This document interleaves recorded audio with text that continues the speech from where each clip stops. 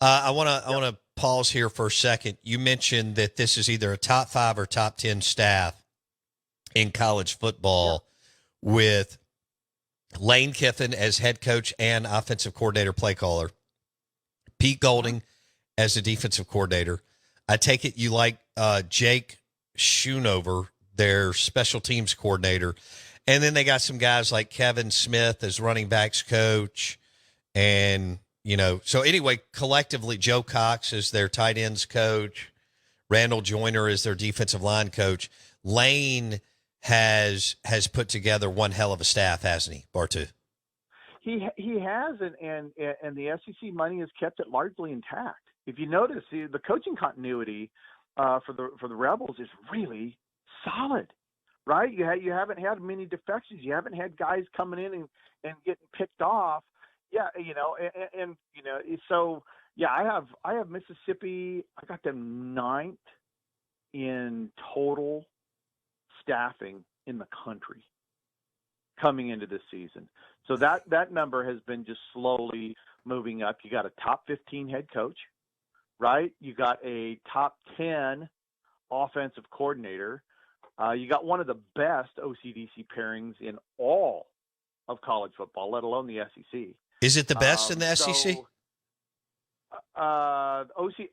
OCDC? No. Texas? No, the best, actually, the best trifecta, the best OCDC pairing is at Texas. That's Sarkisian and Kwiatkowski. And then you throw Banks in there. Texas has the best coordinator trifecta in college football. But yeah, again, right? You're don't try to chase perfection, right? Perfection is the enemy of great. And what you have at Ole Miss is great by national standards.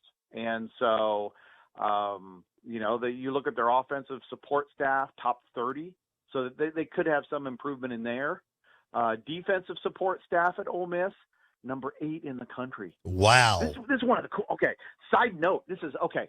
Now we're getting into some cool weeds here, because normally you have an offensive-minded coach. Those guys get fired because their defense is bad. The defensive coaching staff is bad, and vice versa. Defense can't hire offense. But here is one of those rare situations, about one out of every 3, where you actually have an offensive-oriented head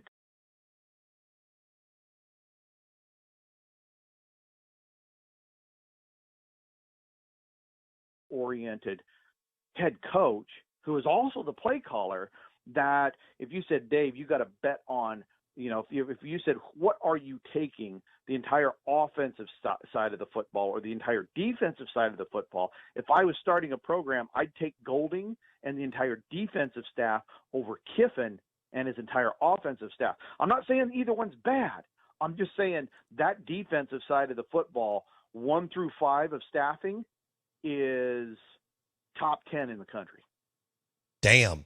Okay, so Kiffin, top 15 overall head coach. Top 10 as an offensive play caller. His way up. Even with his past, he has worked his way up. Phenomenal. Best story in head coaching in college football the last 10 years.